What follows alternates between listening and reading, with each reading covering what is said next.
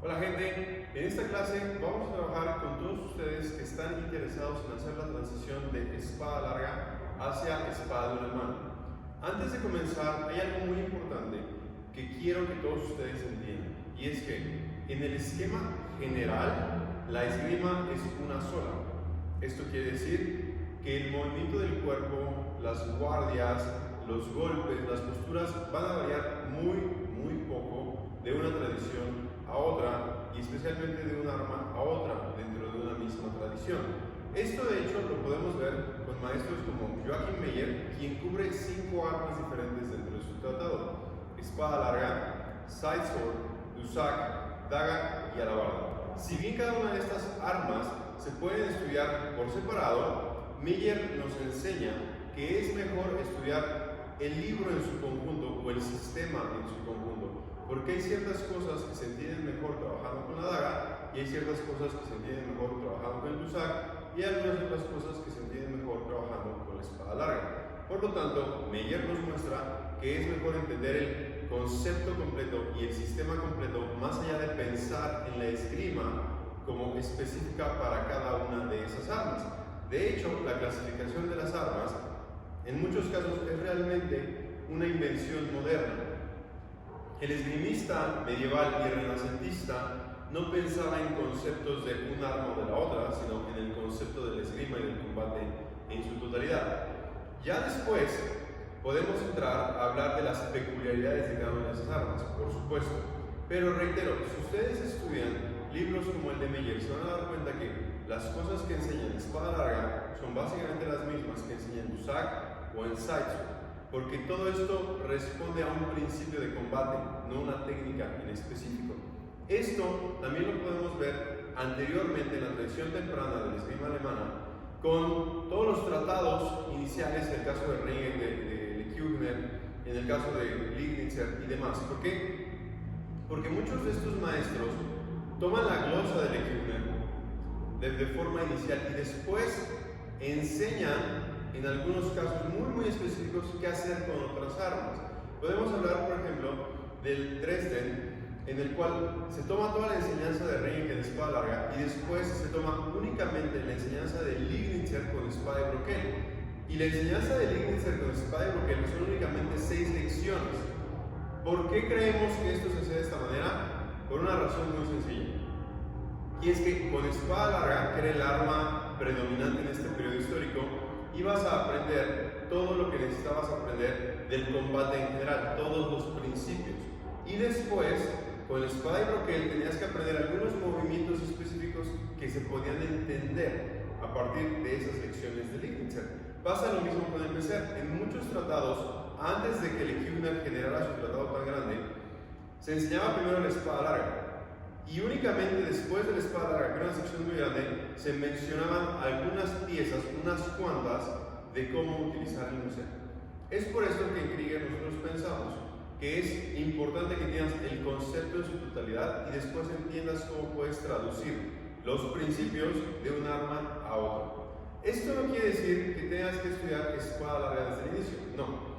Quiere decir que aquellos principios que trabajamos con espada larga se pueden aplicar a los conjuntos de armas diversos: espada de una mano, espada con daga, espada de broquel, entre otros. Entonces, en el resto de esta clase lo que vamos a hablar es justamente cómo transferir los principios que hemos hablado de espada larga, especialmente los básicos, hacia las espadas de una mano. Vamos a comenzar a hablar acerca de las posturas. Las posturas son una cuestión bastante interesante en la tradición alemana, porque a pesar de que son las mismas, realmente no varían, sí les cambian los nombres. Y una guardia en espada larga tiene una mano y después va a tener otro nombre, aunque es igual, con espada de una mano. Entonces vamos a comenzar a verlo. La más tradicional siempre sería la guardia desde arriba o vom Tag, que en el caso de side sword y de dusak, Meyer le llama the watchtower o la torre de vigía. Pero vamos a hacer exactamente lo mismo. La única diferencia es cuando tenemos dos manos, nuestro cuerpo va a girar ligeramente más al frente. Con una mano, especialmente con la mano de la cintura, vamos a ser más laterales. Quizás esta es la diferencia más importante en todas las guardias de espada de una mano. Y es que las guardias tienden a ser muchísimo más laterales que cuando tenemos espada larga. Y esto es porque con la espada larga vamos a tener las dos manos en contacto con el mango, lo cual nos va a obligar a mantener el pecho de frente. En cambio, tener una sola mano en la espada nos permite esconder nuestro hombro en la parte de atrás. Y es bien importante que aprendamos a esconder el hombro porque eso reduce el tamaño de nuestro objetivo. Si peleamos de esta manera, nuestro objetivo es más grande. Si peleamos de esta manera, únicamente lo vamos a limitar a la parte frontal. Entonces, tendríamos que, normalmente con la espada larga empezamos con la pierna derecha atrás, con los sistemas de una mano casi siempre vamos a comenzar con la pierna derecha al frente. Y de esta manera pasamos de la guardia del tejado a la torre del vigía. En segundo lugar tenemos también la guardia del loco, que con la espada larga se pueden intercambiar las piernas. En el caso de espada de una mano casi siempre lo vamos a hacer frente a nosotros y tenemos las variaciones al centro y a los lados. Pero lo más común es empezar del lado derecho, como si hubiésemos realizado un golpe 2 y donde termine la espada, esa va a ser nuestra guardia baja. En este caso pasamos de llamarle loco a llamarle la guardia de bastión o el bastión. Otro de los ejemplos dentro de las guardias básicas tenemos la guardia del arado, que normalmente con la espada larga nos va a obligar a hacer un cruce con nuestro cuerpo, es muy incómodo para el hombro izquierdo. En el caso de espada de una mano se convierte en una de las guardias más fuertes y más cómodas. De hecho es otra cosa en la que cambia, ¿no? En el caso de espada larga es más cómodo estar en el lado izquierdo, en el caso de espada de una mano es más fácil estar en jabalí derecho. De esta manera le llama Meyer a esta guardia y le llama la guardia de jabalí, pero es la misma que esa guardia del arado, pero ya no me va a obligar a cruzar mi cuerpo, sino que me permite mantenerme lateral. Y del lado opuesto sería lo mismo, tenemos el jabalí izquierdo, que en este caso, en contraposición a la espada larga, tiende a ser un poquito más incómodo y muchísimo más débil. Finalmente, dentro de las cuatro guardias básicas tenemos la guardia del buey, y sucede lo mismo. Cuando tenemos espada larga, la guardia del buey nos va a cruzar con el hombro izquierdo, pero cuando estamos en colgante derecho o la guardia del toro, en la tradición de Meyer con la espada de una mano, es muchísimo más cómodo y nos da un ángulo más amplio para nuestras manos, que normalmente estarían más cerradas con la espada larga. Por el otro lado tendríamos la guardia del toro izquierdo con una sola mano, y ahí sí no va a variar casi nada con la espada larga porque queda en la misma posición que normalmente tendríamos. Entonces tenemos toro izquierdo y toro derecho. Y esas son las cuatro guardias, algunas de las pequeñas diferencias que vamos a encontrar entre lo que aprendimos con básicos con la espada larga y lo que podemos hacer con la espada de una mano. Pasamos ahora a trabajar con los golpes básicos. En este sentido, realmente no va a haber ninguna variación entre lo que vimos con la espada larga y lo que tendremos que hacer con la espada de una mano. Los golpes básicos siguen siendo dos overhouse, uno desde la derecha y otro desde la izquierda, y dos underhouse, uno desde la derecha y otro desde la izquierda. ¿Dónde vamos a encontrar pequeñas variaciones? Exclusivamente es en el uso del pomo, porque la estabilización del golpe que se haría normalmente con el pomo en la espada larga no la vamos a tener con la espada de una mano. Fuera de eso, la guía del golpe en espada larga siempre es la mano derecha, por lo tanto la forma de ejecutar los cuatro golpes básicos es la misma con espada de una mano. Vamos a comenzar en nuestra posición de jabalí derecho. Y desde esta posición podemos practicar todos nuestros golpes. Yo desde aquí puedo realizar sin ningún problema el golpe 1 y se va a detener justamente en mi abdomen, de la misma manera que lo haríamos en la espada larga.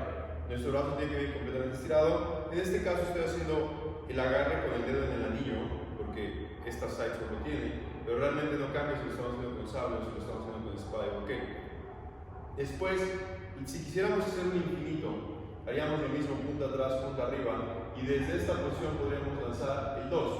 Una vez más se va a detener al centro y va a bajar a nuestro costado. Nuevamente, la única variación podría ser que nuestra mano izquierda estorbaría en el descenso, pero realmente no lo va a hacer con la espada larga, por lo tanto yo me puedo ver de la misma manera con un 1 y con un 2. En tercer lugar, el golpe número 3 o el underhouse derecho. Aquí sí hay una pequeña variación en cuanto a la comodidad de la postura. El Nebenhut derecho en espada larga con la pierna derecha atrás es mucho más cómodo que el Nebenhut derecho con la pierna derecha al frente en espada de una mano. Sin embargo, el golpe ascendente se va a realizar de la misma manera, el infinito se realiza de la misma manera y después el 4 también es un poquito más amplio que en espada larga, pero las líneas siguen siendo las mismas y el movimiento de la mano derecha sigue siendo el mismo. De esta manera podemos practicar 1, 2, 3 y 4. Y podemos hacerlo de la misma manera con nuestros contrafilos, de manera que podemos hacer 1 contrafilo, 2 contrafilo, 3 contrafilo, 4. Y cualquier ejercicio que realicemos de contrafilo-filo con espada larga lo vamos a poder hacer de la misma manera con espada de una mano. Tenemos filo, contrafilo, filo, contrafilo, filo, contrafilo, filo, contrafilo. Y podemos hacer las combinaciones más avanzadas, comenzando con el contrafilo y regresando con el filo, contrafilo, filo, contrafilo, filo, contrafilo y filo. De esta manera queda establecido que los golpes los vamos a realizar exactamente de la misma manera que con espada larga. En tercer lugar, vamos a trabajar con los pies. Y aquí hay una diferencia importante, pero que realmente no afecta a nuestra práctica. Y es algo que ya hemos mencionado en la parte de las posturas. Y es, normalmente no vamos a empezar con la pierna derecha atrás, por lo tanto vamos a eliminar los pasos cruzados. De esta manera, yo ya no haría un paso al cruzar cuando realice un overhand o un underhand, sino que todo el tiempo me estaría moviendo en medios pasos, hacia el frente y hacia atrás. Por lo tanto, si yo quiero realizar un ejercicio de espada de una mano, con filo y contrafilo, o 1 y 2 en infinitos, yo puedo hacer fácilmente 1, 2, 1, 2, 3, 4, 3, 4. Esto no quiere decir que exista algún problema en trabajarlo de la misma manera que con la espada larga. De hecho, en algunas combinaciones de armas, como la espada de croquet, es común que sí hagamos los cruces de piernas. De manera que pueden empezar con 1, 2, 3 y 4. De la misma manera que con espada sola, 1, 2, 3, 4. Y de hecho, practicar el paso cruzado es una muy buena práctica, aunque estemos trabajando espadas como la sidesword y la ropera, que difícilmente van a realizar cambios. En el caso de la sidesword, sí es mucho más común que se hagan pasos cruzados y es un poco menos común que se realicen con la ropera. Sin embargo, reitero, es una muy buena práctica que lo hagan de esta manera, porque es una herramienta que pueden sumar a su trabajo técnico. Dicho esto, el resto del trabajo de pies va a seguir siendo el mismo. Vamos a seguir teniendo medios pasos hacia adelante y hacia atrás, vamos a seguir teniendo fondos para nuestras estocadas y vamos a poder seguir haciendo cambios de guardia para algunos trabajos técnicos un poquito más complejos. El trabajo lateral de piernas se sigue haciendo de la misma manera que lo venimos practicando con la espada larga. Por lo tanto, no hay que hacer ningún cambio en ese sentido. La parte final del trabajo básico que realizamos con cualquiera de las espadas es la estocada o la punta. Y vamos a empezar a trabajarlo desde cualquiera de las tres posiciones que ya hemos realizado.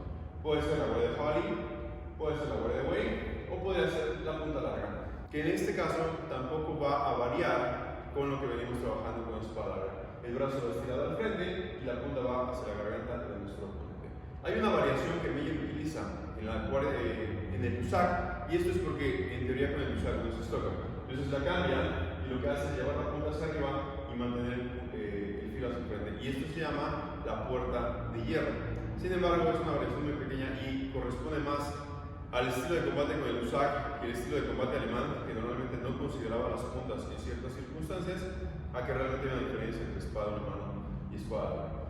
Dicho esto, para las estocadas vamos a hacer lo mismo. Si yo empiezo un jabalí, únicamente tengo que estirar el brazo por completo, de uno retraído a uno completamente estirado para realizar la estocada baja, o desde el colgante voy a poder realizar un pequeño movimiento al frente o un movimiento con mis piernas para realizar la estocada descendente. Finalmente, para realizar el Ansetzen o la estocada por el centro, únicamente necesito comenzar en la guardia de jabalí y estirar por completo mi mano hacia la cara de mi oponente. A esto le puedo sumar el trabajo de pies que ya hemos trabajado en básicos, de manera que yo puedo hacer medio paso y estocada, o un fondo y una estocada en Ansetzen. Una vez más, reitero, la diferencia es mínima en el uso de cualquiera de estas dos armas, espada larga, espada de una mano, sin importar que estemos hablando de una ropera más especializada en las puntas, una sidesword que va a seguir siendo una espada de punta y corte, o un sable que va a eliminar por completo casi el uso de las puntas. La base, y por eso los llamamos básicos, son universales, y después ya podremos ir aprendiendo las pequeñas diferencias que tenemos entre un arma y otra. Sin embargo, no me canso de decir que lo más importante es que dominemos estos movimientos básicos primero y que entendamos que tenemos la capacidad de pasar de un arma a otra con cierta facilidad si entendemos estos principios básicos. Y bueno, si tienen alguna duda al respecto, hay algún punto que les gustaría clarificar o que discutiéramos, por favor no dejen de hacernos llegar. Con todo gusto voy a hacer ya sea una respuesta video grabada o voy a poder contestar esto por escrito. Así es que esto es todo por esta lección. Yo los veo en la siguiente clase.